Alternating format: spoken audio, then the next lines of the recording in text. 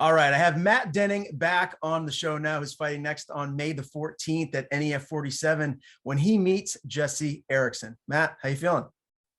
I feel great, to be honest. I had a small hiccup during the fight against John Dupree. I had some stuff going on with my prostate. It was like probably the most nerve-wracking fight camp I've ever been in. But I immediately did what I didn't want to do against John Dupree, and that was grapple. And it was just poor game plan by me right out the jump. Landed some good strikes and just tried to take down a solid wrestler. But for this fight, I'm in great shape. I'm only walking, or I wake up every day about 4.5 pounds away from my fight weight. And that's huge for me. I'm used to cutting 20 pounds before a fight. But I have a lot to say about the fight coming up, and it's an emotional thing for me, so it's like bear with me if it's hard for me to like catch myself, because people don't know the history behind Jesse Erickson and Matt Denning coming to the point where we're throwing hands with each other. I feel extremely let down by everyone from the Central Maine Brazilian Jiu-Jitsu school, because no one's even reached out to talk to me. No one said anything on why I was exiled from the school. I have a generalized understanding. I made a huge mistake before I fought Bill Jones, and I put my hands on a woman, and I'll be the first one to admit it. And it's the biggest thing for MMA fighters to go through, is having the label of a woman beater attached to your name. John Jones went through it. Chael Sonnen's gone through it. Tito Ortiz has been through it. A lot of the big guys in UFC have been through oh, he hit me, he's a fighter, he's a piece of shit. And what I did was not any way, shape, or form the right thing to do. But I didn't hurt anyone, maybe hurt some feelings, but I was put in a position where in that drunken state, defending myself was the smartest idea, even though it wasn't. Is that essentially what made you leave CMBJJ? Is that why they basically kicked you out? I assume that's what it is. At the end of the day, my mentality, Jesse Erickson saved my life. Jesse Erickson was the only person to have the sack to come into the locker room and say, I don't know if he talked to everyone beforehand and he was just the one that had the balls to come in and do it, but he said, we don't treat people like that.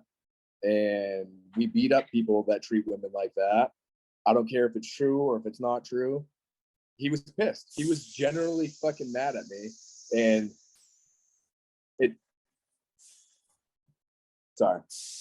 it changed my life forever.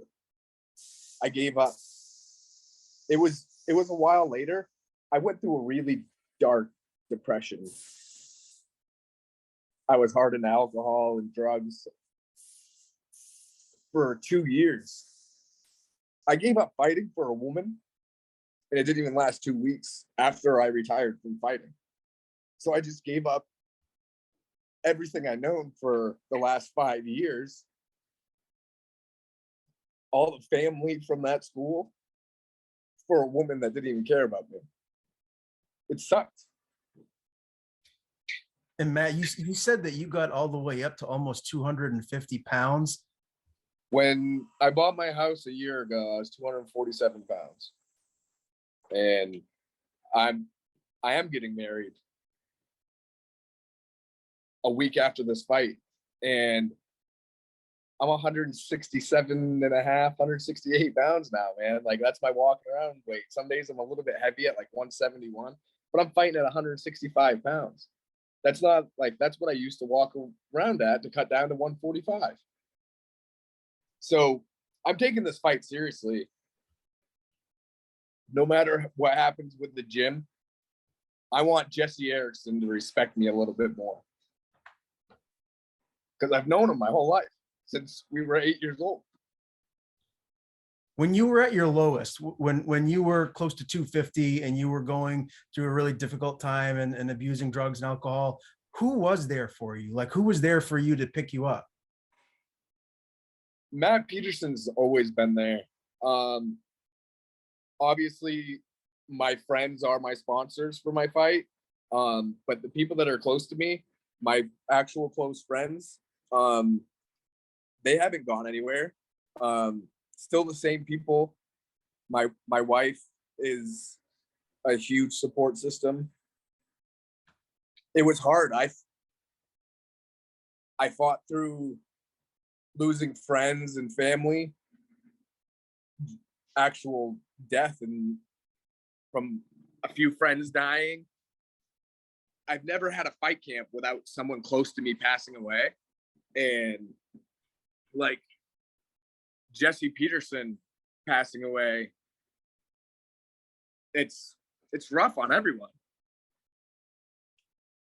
I don't have a beer to mask any of this emotion anymore. I don't have the drugs to cope with all this. But I can fucking fight, and everyone knows that. So it's rough, man. It's life. Yeah, I, no, dude, I choose some of the hardest battles because I know I can win. you know, I feel you, man. I'm sorry for everything that you're going through. As human beings, we all go through awful times in our lives. As far as, you know, you turning things around and losing all that weight and staying disciplined and being in a good routine day to day, like just tell me what your day is like normally now. I want to be that voice and that structure for people that have these hard times, because bringing up all the stuff makes me emotional, but my life is fucking awesome, to be honest. I got a smoking hot fiance. I got 2 beautiful kids. I got a shit ton of Harleys. I spend my time with the only people that care about me and want me to be in that room with them, not people that fake it. And I don't focus. I used to be a really work-driven guy. Like my career was my backbone because all I had was drugs and alcohol and a good job. Now I don't even care about the job. As long as I have money to pay for the things I got to pay for, I'm not spending $300 a week on cigarettes and alcohol. $1,200 a month could be a mortgage and taxes. And I preach it all the time on social media that your life problems are your fault. No matter how they came up, where they came from, if they landed on your shoulders as your problem, deal with it. Figure it out. You might need some help. You might need those people to help you out, but you got to go look for it. After I left Central Maine for good, it was after the Bill Jones fight, and Travis just said, you can't come back to the gym. Like, I can't have you training at the gym. And I said, that's fine, is what it is. But there was another situation going on in the gym, and I won't even bring it up. I'll just say that it was a situation that happened because it's not my place to say anything. And I thought that's really what everything was behind, was the stuff going on from that. And it really was just me. It wasn't anyone else. I fucked up. I made a mistake and it wasn't the first time. I can be the one to admit it. It wasn't the first time that I've treated a woman like that. But I've gone through years, twice a week, since 2018, of seeing a psychiatrist and working on my mental health. And the biggest thing was hanging up alcohol. You and I could probably go to a bar, have a few beers, and have a fun time. But when I'm put in a situation where I need to defend either me or someone else, it doesn't end well. There's a local fighter who trained with me, who's a 170-pound New England Fights champ. I can't even think of his name. I've trained with him forever. Amateur. 170 pounds. Trains at Evolution Athletics. The only person that's coming to mind, but I know he's a pro now, is Mike Bezanson. Nope. Duncan.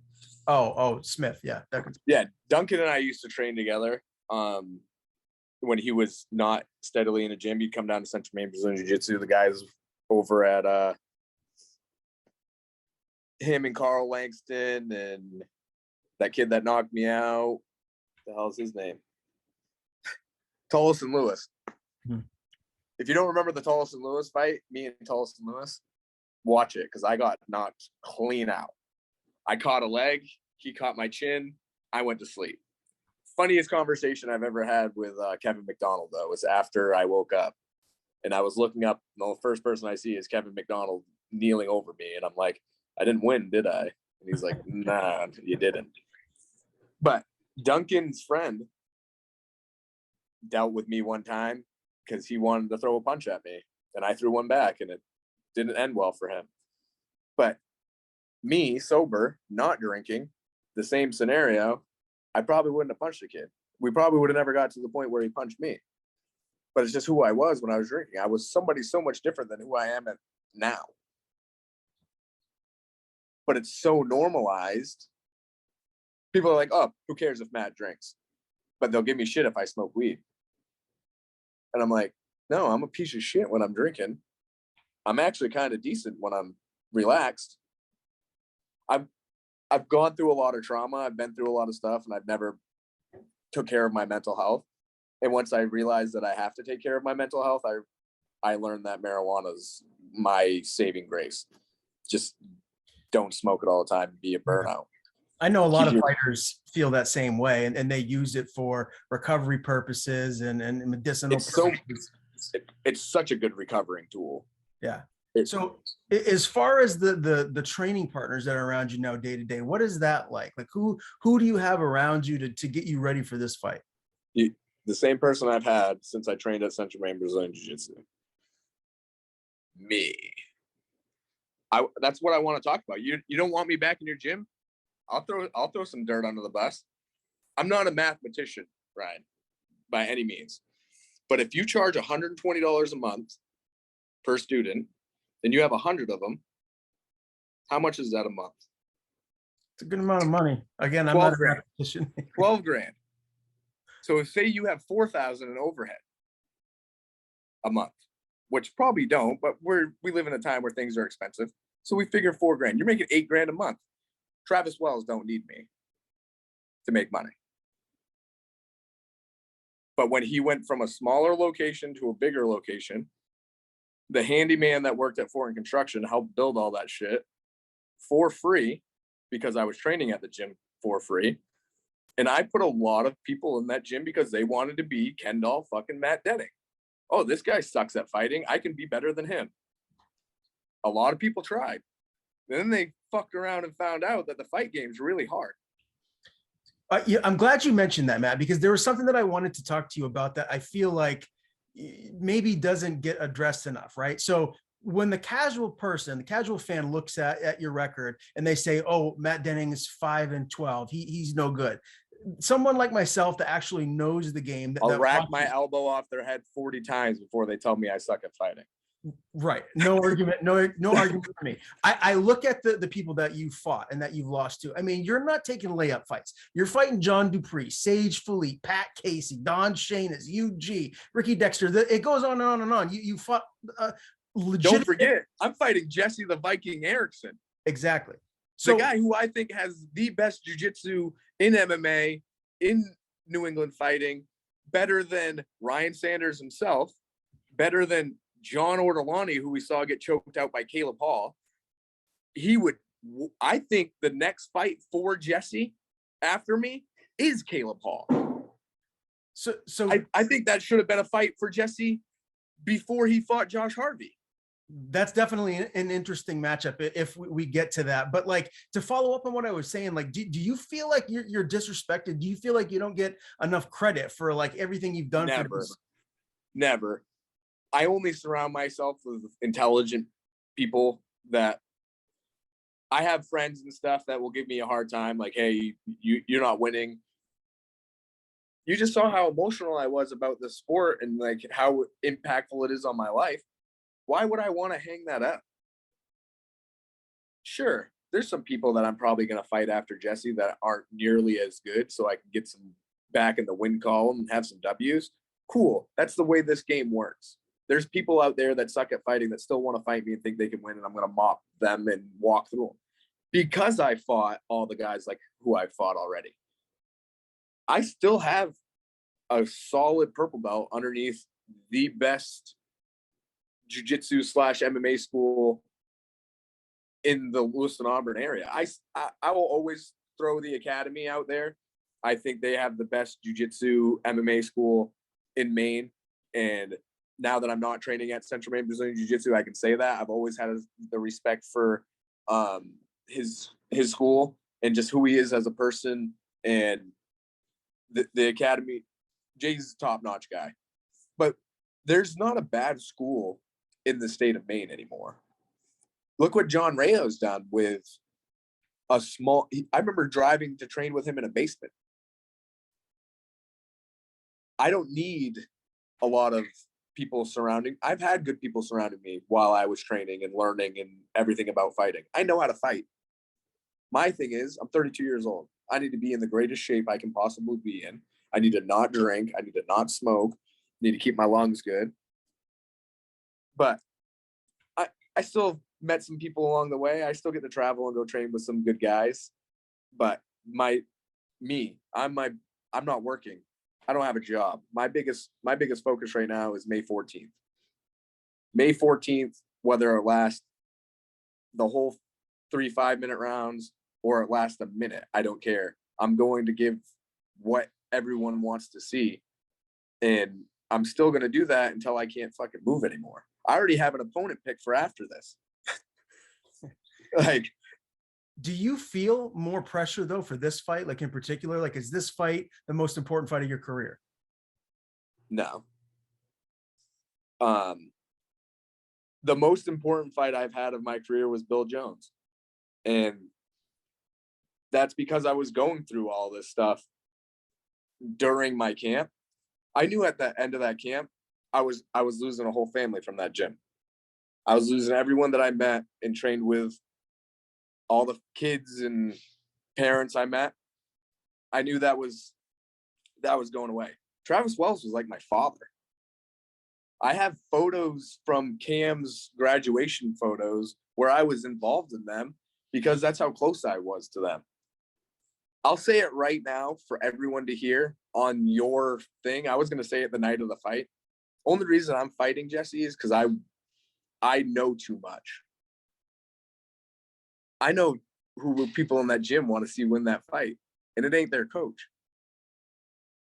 I know that deep down there's people that train there, parents of children that train there, that want to see me beat up the coach from Central Maine Brazilian Jiu-Jitsu because he himself has a bad reputation.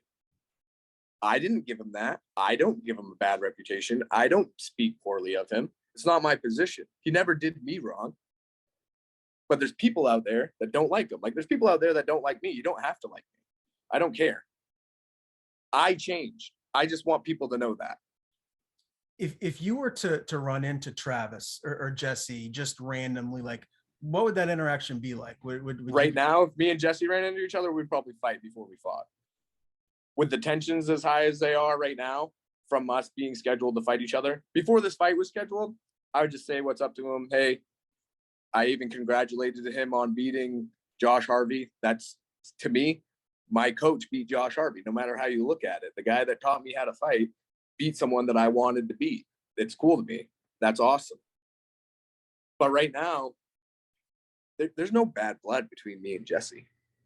There's just a lot of skill between him and I, and we need to settle some beef. Who is Central Maine Brazilian Jiu-Jitsu? Who is the real fighter from Central Maine? Is it him? Is it me? I feel like I've already won this fight. I fought in Madison Square Garden. You didn't. I fought more than one time in the Mohegan Sun in Connecticut. I showed up to fight in the Staples Center. My opponent didn't even show up to weigh-ins. I got paid and didn't have to fight. I've been through some good things from this sport, and I've been through some bad things, and I'm not focusing on the bad things. You said I'm earlier, never going to focus on the negativity in my life ever again.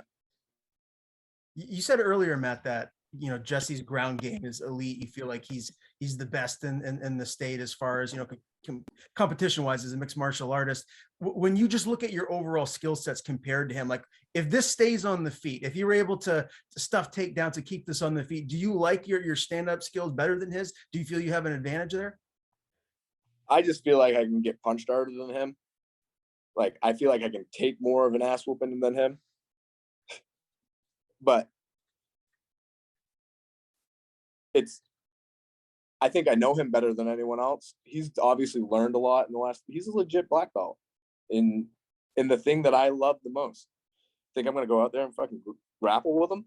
Fuck no. I ain't trying to, like, I got to get married the week after. If I get heel hooked and I can't walk to my own wedding, pissed. Breaks my arm, pissed. Splits my eye, pissed. No matter what happens, I can't lose. It's just, I can't. Even if we go the whole fight and I lose a split decision, I get subbed, I get knocked out. Who cares? You're a fucking black belt that's a coach at Central Maine Brazilian Jiu-Jitsu. You better win. Especially to the drug addict, fucking ex-alcoholic that can't even keep a fucking job for longer than 3 weeks. Matt, do you think that his game plan is just going to be to come in there, take you down, and sub you, or do you think he wants to stand and throw punches and hit you? I honestly hope he has a game plan, because Jesse, he's always just wung it. I think of the people that I've lost to that should have been easier wins, but then I think, where was Jesse when I think, where was he when I needed him? Like, when I had big fights coming up, he wasn't out there training with me. He wasn't doing Jesse has a lot of things going for him that I didn't have. And I think he just goes off. I hope he's taking it extremely serious, and that he's not just going to walk through me. I'm not just going to give up and fucking tap or whatever. I said it for years because of him, victory or Valhalla. I learned that from my coach. It's like, I didn't have that mentality before of get beat up and keep going. It was like, I'm just here to be here. I was just in the game to participate. I'm not coming for a participation trophy. I'm coming to fucking knock some teeth out and get my point across that this last 3 years, I haven't been doing the same dumb shit that I did back then. And I've taken my life seriously, and I want my fucking friends back. I don't care if they let me back in their gym or not. These were people that I hung out with every day, saw on a regular basis. Cam Wells is the reason why I'm fighting Jesse Erickson, the son of the owner of Central Maine Brazilian Jiu-Jitsu, is the reason why I'm fighting their coach. Why is that? He was the closest person I was close. He was the closest out of everyone, because essentially he looked up to me as an older brother.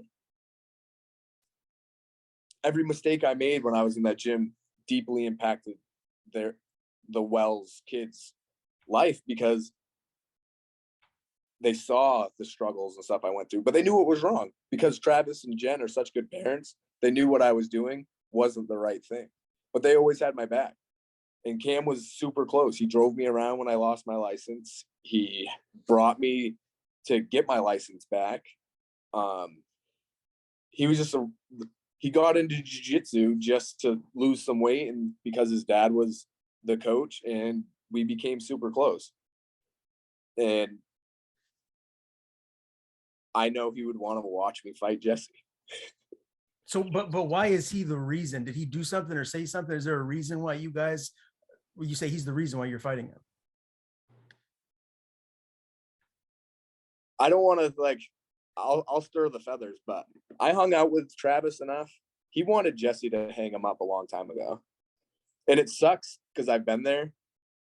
I was in Connecticut with Travis and Jesse. There's a fucking awesome picture of me and Sean, Carl, Travis, and Jesse from when I fought for Bellator, and they took a picture of me through the cage. They can see Jesse, Travis, and Sean all standing up as they're doing the announcements.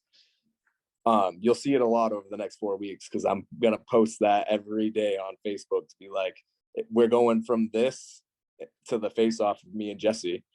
But Travis said some not too nice things about the guy that makes him as much money as he does, because Travis owns the gym. Jesse runs that gym. We know that. He teaches everything besides what Travis teaches, and he's the reason why there's an MMA curriculum there at all. But Jesse just always rubbed Cam the wrong way, and for whatever reason, they're just not each other's cup of tea. Gotcha. The nicest way to put it. And they never really had beef.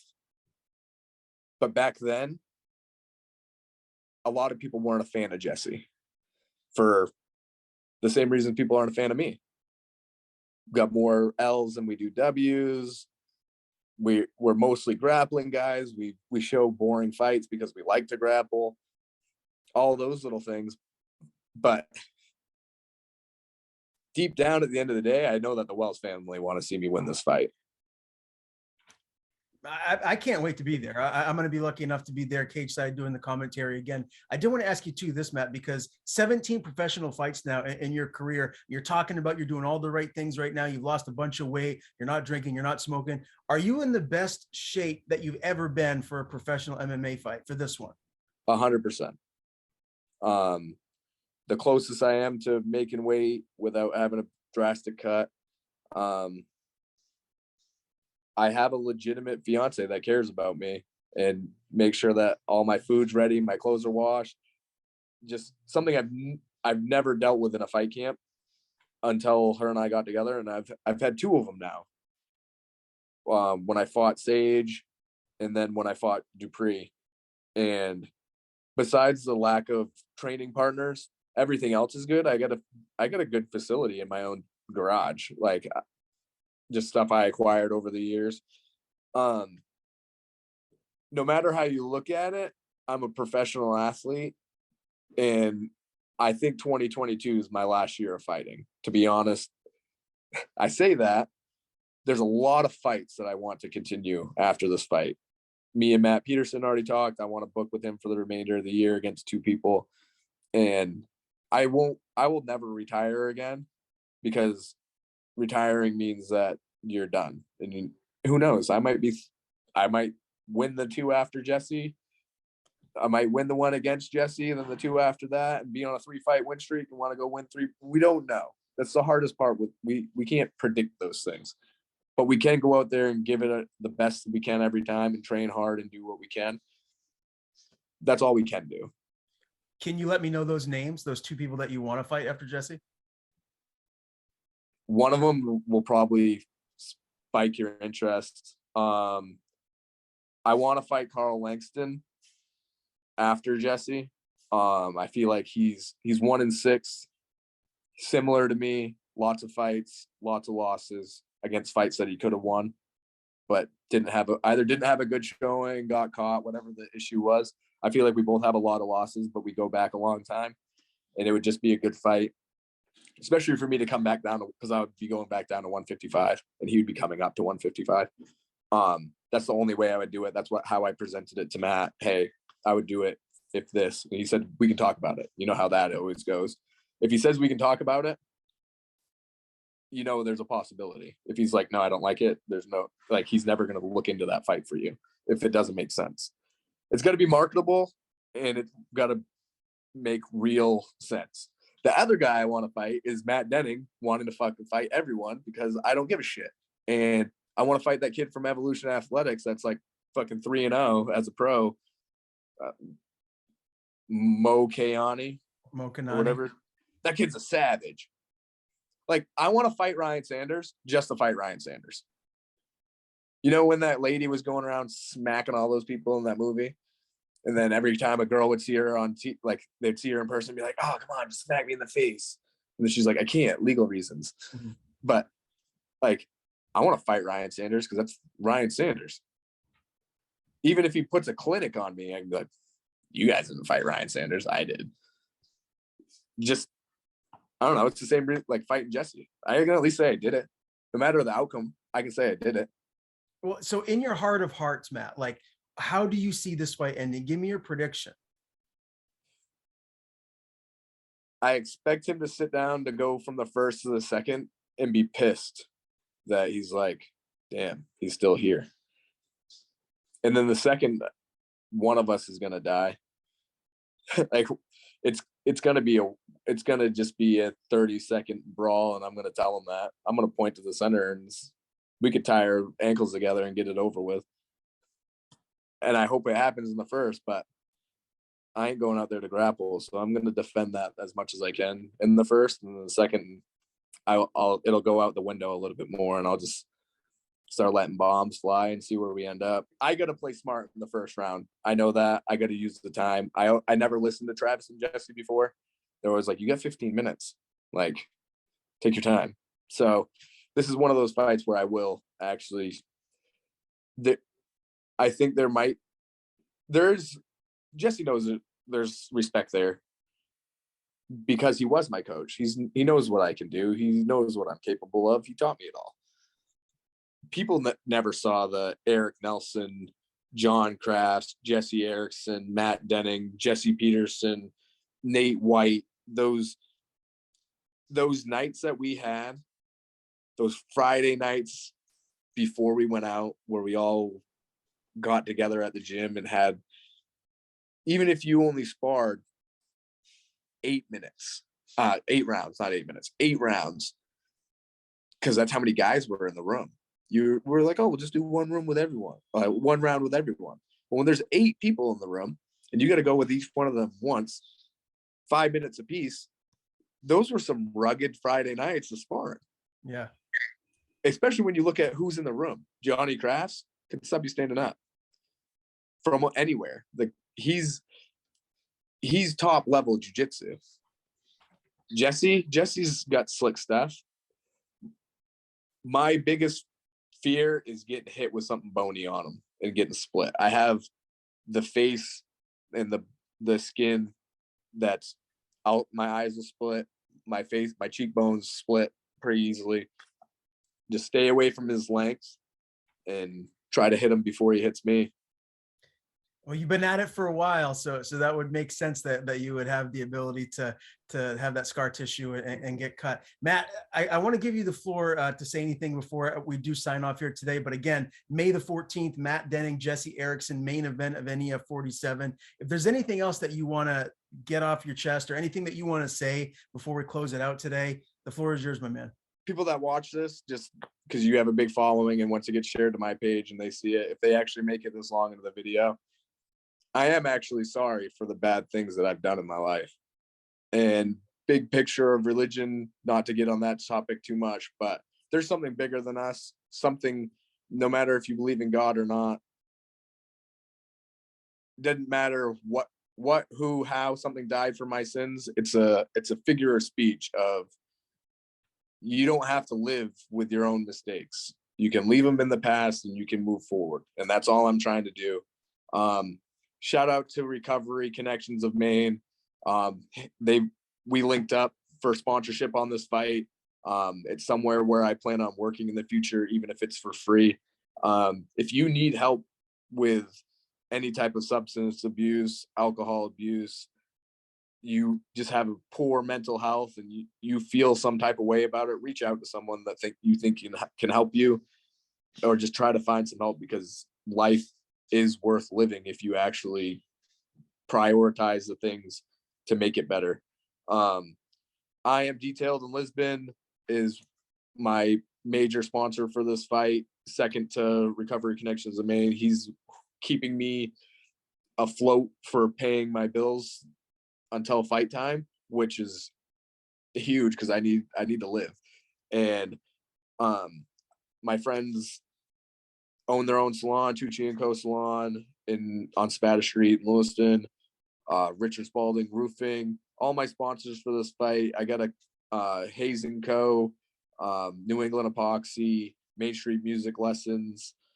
I'll do a whole thing for my sponsors and stuff anyway. But for the sports side of MMA, not the personal side, the sports side, if you're going to get involved in this sport, take it very seriously, because there's people out there that love this sport and have a huge passion for the sport, but have legit physical limitations that keep them from competing in this.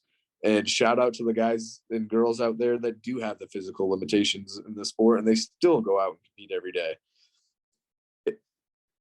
The world's your oyster, man.